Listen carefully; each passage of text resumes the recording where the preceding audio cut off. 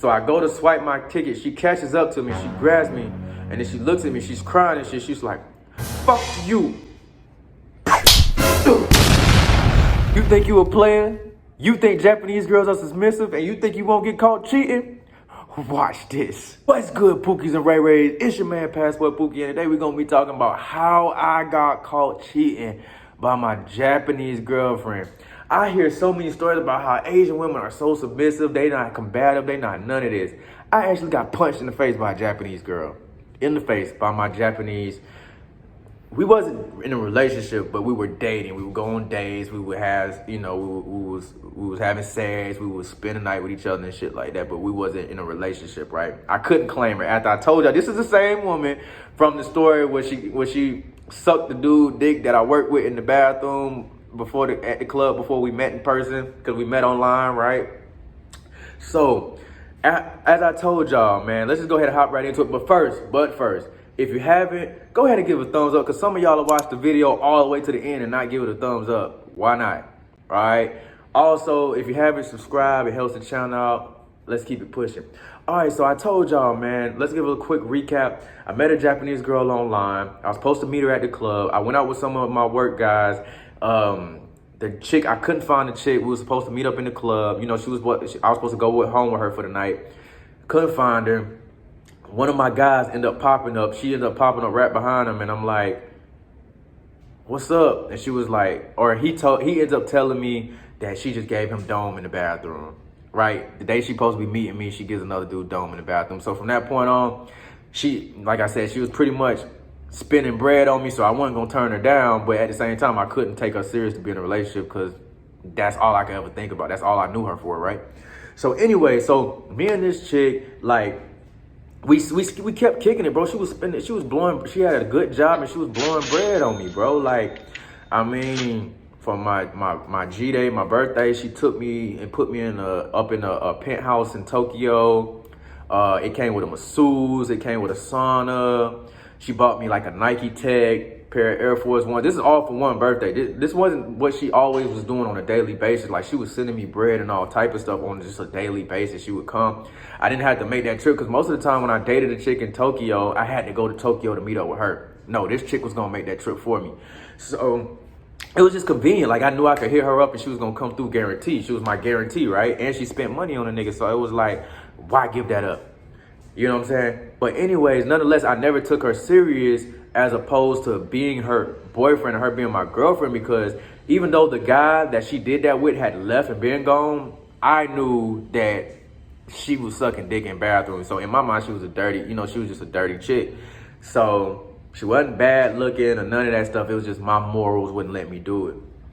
But at the end of the day, this specific situation, in Japan, there is a melting pot of different nationalities and races and ethnicities, man. So I ended up one day, I can't remember where I met her at, but me and my boys had a thing. Like, if we saw something attractive, we would run down on them, because Japanese men aren't dating Japanese women as much as, any other culture. You see what I'm saying? Most Japanese men would prefer to stay at home and play video games, or they would get sex dolls, or they would just rather deal with sex workers as opposed to them dealing with their own women. So there's a bunch of older single women out there. There's a bunch of middle-aged single women, young single women that aren't getting any attention from Japanese men. So they love when we come and we show them that attention that they've been seeking from their own men.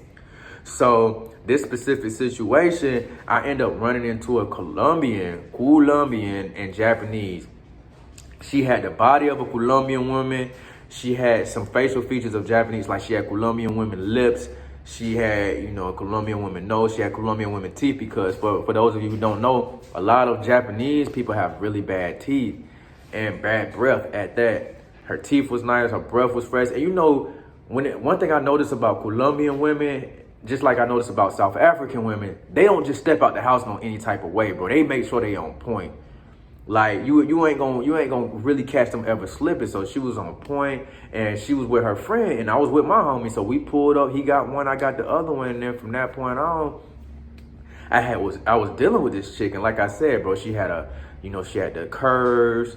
She had, she had Japanese women eyes and like they skin color, cause Japanese women like to be really, really pale for whatever reason.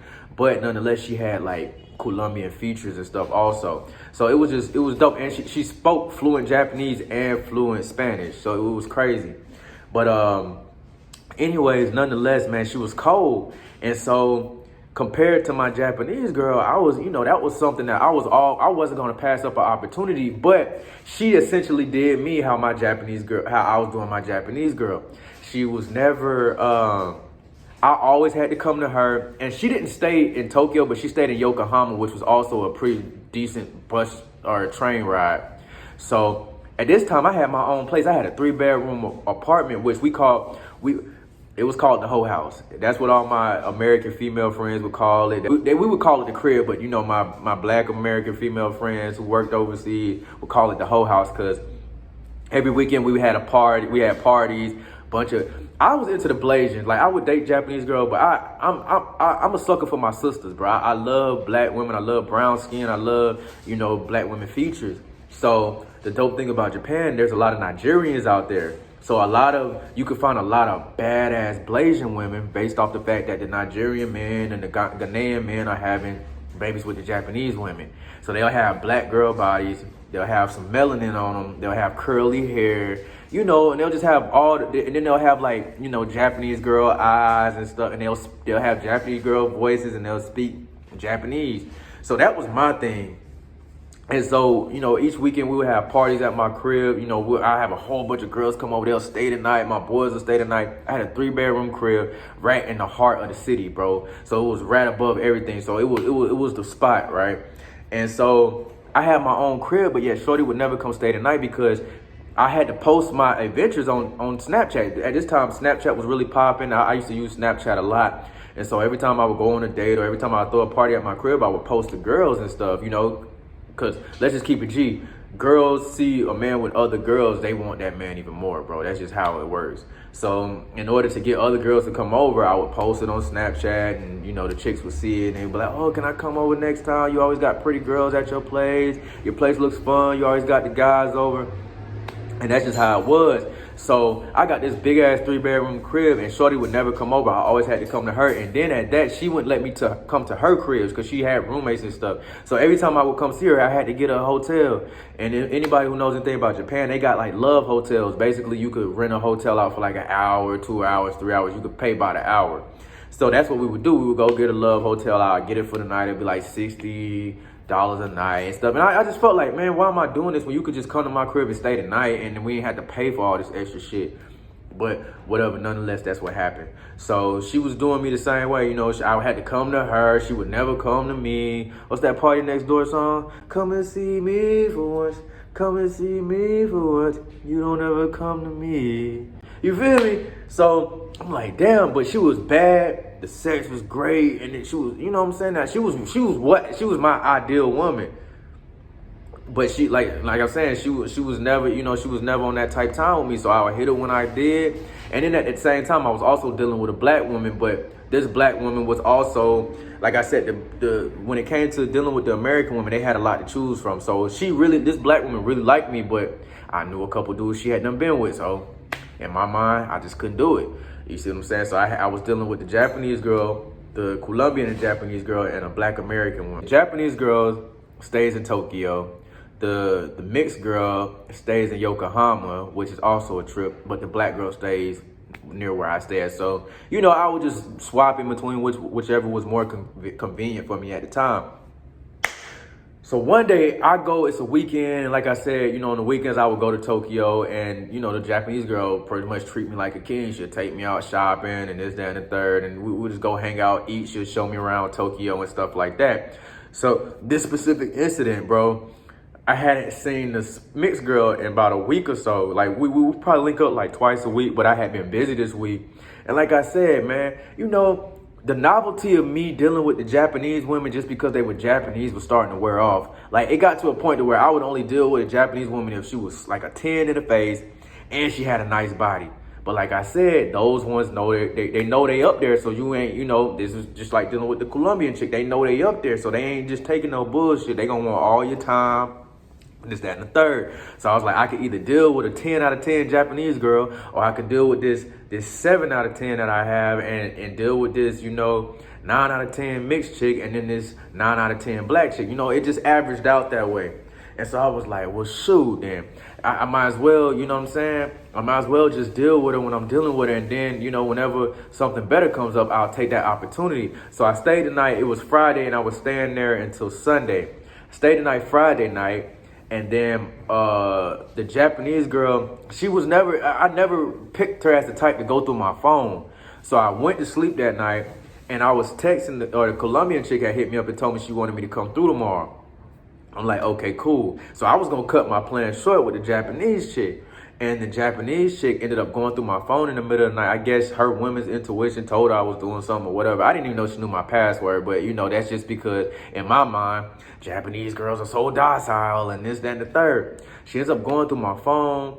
And then, she wakes me up in the middle of the night like, hey, who is this girl? You know what I'm saying? Who is this girl? I'm like, oh, she's just a friend. She's no friend. You guys are having sex before. And I'm like, so what?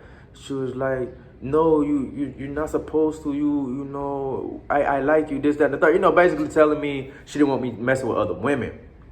And I wasn't trying to be mean, but I brought up that situation with her and the dude that I work with. And she was like, I told you I drunk. I never do it again. I know we talk long time, and I have never another guy. And I never paid attention to whether she was dealing with other guys or not, because I really didn't give a shit. You know what I mean? I really didn't care, because I've never looked at her in that type of light. So I was like, yeah, sure you're not. You know what I mean? But girl, you stay in Tokyo. You already was talking to him when I met you, and then you sucked his dick in the bathroom. That's like type of stuff where I'm just like on some type time. Like, if you will do that, you will essentially do anything, shorty. Like, this is a club bathroom. Like, you know what I'm saying? Like, hell nah. And she was like, I told you this, blah, blah, blah, blah, blah. And I'm like, all right, whatever. And she was like, so you go to her tomorrow? I said, yeah. She was like, no, you supposed to be with me. I'm like, nah, I'm gonna go. You know what I'm saying? When I'm with you, I'm with you. But when it's time for me to be with her, I'm with her too. And then she was like, no. And then so the rest of the night was just weird and shit. She didn't go to sleep. She stayed up all night. I took my ass back to sleep because I had been drinking. The next day, we do our thing during the day. She's still trying to let me know, like, she not cool with me going to go see this chick. But like I said, the distance between Tokyo and this chick's crib was a shorter distance between Tokyo and my crib. So if I went and kicked it off by her side, I wouldn't have to take that super long train ride the next morning after going out and all this extra stuff. So it was just a more convenient option. So this is where shit gets crazy. If you haven't, go ahead and hit that like button. Subscribe to the channel. Really helps out. Man, so the chick ended up calling me because I was supposed to be there at a certain time, and I told y'all, man, the buses or the trains only ride to a certain. I think they don't go past 9. It's either 9 or 11 where they don't go. It's like the last train until the next day. So I'm trying to catch a specific train because I was supposed to be there at 7, but like I said, the Japanese girl was doing all the crying and stuff and telling me she didn't want me to go, and I was just trying to, I still felt bad because even though she did that crazy shit when we first met. We didn't know each other, met online, but still, I didn't want her to, at this time, I was still a softie for when females started crying and stuff, not knowing that, they cry just to get their way anyways. So, she doing all this stuff, and I'm trying to assure her, like, man, if you like me, you'll still deal with me and stuff like that. But if I didn't catch this last train, which I felt like she was trying to make me miss it, I was going to not be able to make it to old girl crib, which I was feeling for a nice body. You know what I'm saying? My Japanese chick, she was top heavy, but not super top heavy. But she had a nice little body, but it just wasn't, she ain't had the buns, and that's what I like. So I'm like, look, man, I need this fixed because I ain't, I've been hitting your little scrawny ass and your bones been stabbing me and shit, So I'm like, I need some meat, man. And so anyways, I'm like, all right, look, I'm about to go. She says no, and she grabs my shirt. And I'm like, I yank from her. And I start walking away, and she's trying to pull me. So, bro, I did the next best thing I thought.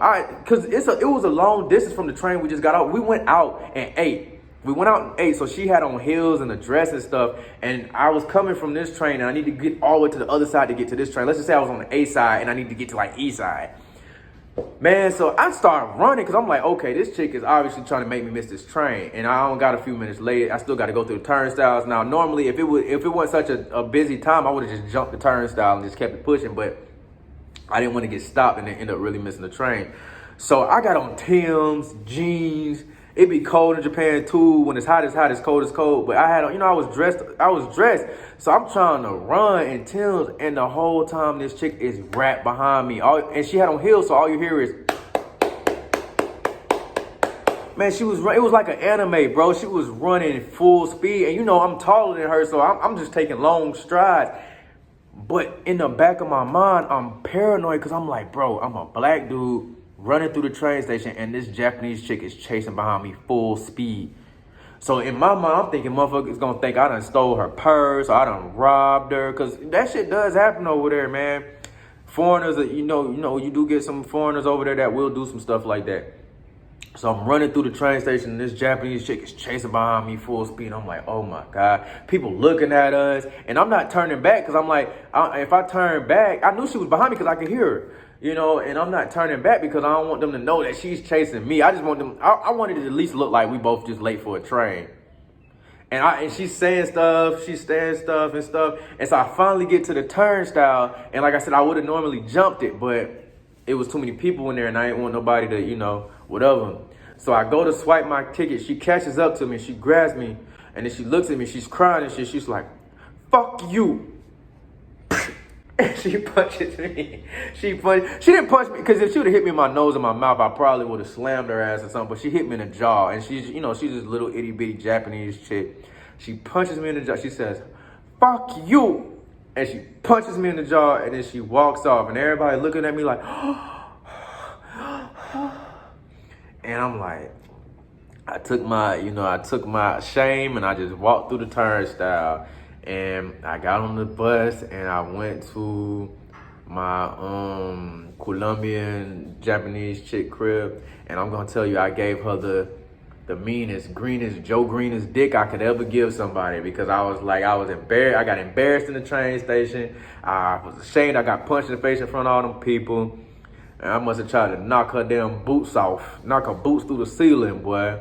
And she was like, are you okay? Because, even though she spoke fluent Japanese, she still had a Colombian accent, bro. It was crazy. But she was like, are you okay? And what's wrong? And, she would give me massages and stuff like that, too. And she was like, you okay?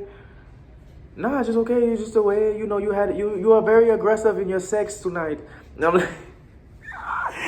like, man, nah, it's all good. And then, the Japanese chick would hit me up every now and again, but I blocked her because she hit me in my face. She would email me and find ways to contact me. And then I would say probably a couple months later, I'm in the club, and like I told you, I had my crew was mad official in Japan. So everybody, like I told you, I used to throw parties at my crib all the time. Everybody knew us. Like, we was them guys. Like, we didn't just, that's what I'm saying. I didn't date just anybody in the city based off the simple fact that everybody knew me. So if I was dating one of the, the op seconds, sloppy seconds or something like that, everybody would know it. So I would only date me chicks unless they were super bad, because most of the Blasian chicks was models, bro. So if you dealt with one of them, it was high quality. And she wasn't just messing with any old dudes. You see what I'm saying? So, if I wasn't dating a Blasian chick, then I was gonna date a Japanese chick from Tokyo.